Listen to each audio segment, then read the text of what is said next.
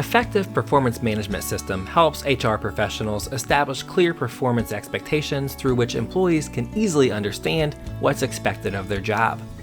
It allows managers to reinforce on their employees the individual accountability to meet their goals and evaluate their own performance. Most importantly, an effective performance management system ensures that each individual and team have goals that are aligned with the organization's goals. In this way, performance at both the individual, team, and organizational level are enhanced.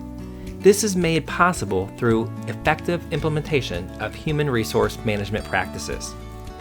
It is imperative that leaders establish and communicate clear, detailed goals and performance expectations to their staff. Regular feedback helps employees feel their value by understanding their progress at meeting expectations, receiving recognition for their success, and increasing staff productivity and engagement. Leaders can use various performance management tools to adjust workflow, recommend new courses of action, and make other decisions that will help employees achieve their objectives.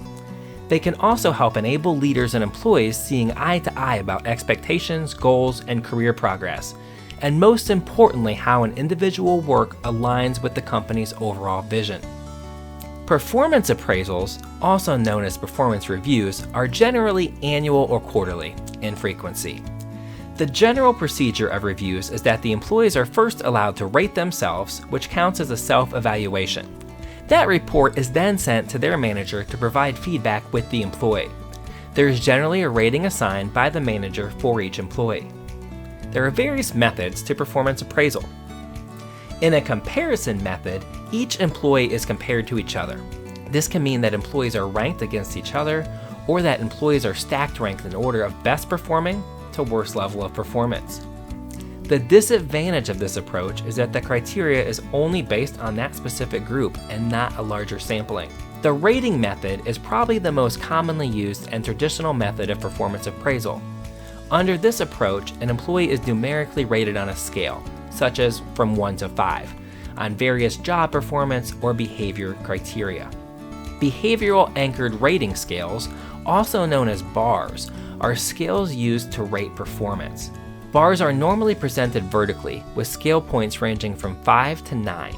It is an appraisal method that aims to combine the benefits of narratives, critical incidents, and quantified ratings by anchoring a quantified scale with specific narrative examples of good, moderate, and poor performance. Behavior statements are used as a reference point instead of generic descriptions commonly found on traditional rating scales. It is presumed that by using a rating scale with specific behaviors for selected jobs, we will minimize subjectivity found when using basic rating scales. Under a checklist method, a checklist is prepared in the form of a series of questions concerning the employee and their behavior. The rater answers them in a simple yes or no form. The rater then analyzes each question followed by the employee, who based on their viewpoint answers the same questions. Beyond measuring performance, this also helps evaluate the degree of uniformity that the rater and the employee have. Management by objectives, commonly referred to as MBO, is a performance appraisal method that determines how closely aligned an employee's goals are to organizational goals. MBO appraisals are suitable for measuring quantitative and qualitative output of high-level employees.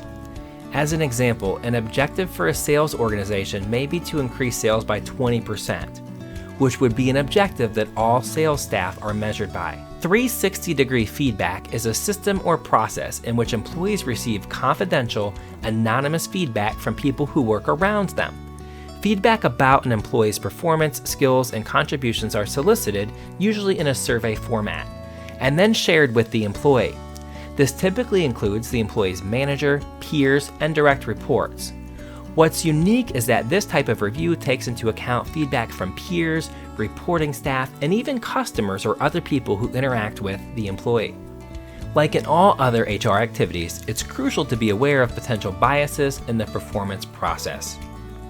Central tendency occurs when a leader gives all employees the same rating. This clusters everyone in the middle performance category and avoids extremes of good or bad performance. It's easy to execute, but truly the wrong thing to do. It isn't fair to employees who are really making an effort, and it can be demoralizing. Similar to me or different to me bias can occur when appraisers are unfairly influenced by either a similarity or difference between employee and themselves. It's based on our tendency to prefer people that look, act, or think like us. If unaware, the result of this can be disproportionately favoring individuals who are similar to us. Primacy error occurs when the rater is holding on to an early performance issue or early impression. Primacy bias error occurs when our selection is made based on information that was presented earlier, making it primary information, rather than later in a process. This bias builds on our tendency to sometimes remember the first piece of information we encounter rather than the information we receive later on. To the contrary of primacy error is the recency error, which occurs when the rater is only considering recent events in the rating, often caused by the evaluator's reliance on the most recent events or occurrences of the employee's behavior. This occurs when the appraiser only bases their feedback on the last few months of work for an annual review. A halo or horn effect can also occur. With the halo effect, the rater allows one positive work factor to positively impact the overall assessment of performance more than what's fair. To the contrary is the horn effect, which allows one negative work factor or behavior to negatively color the opinion of other factors unfairly.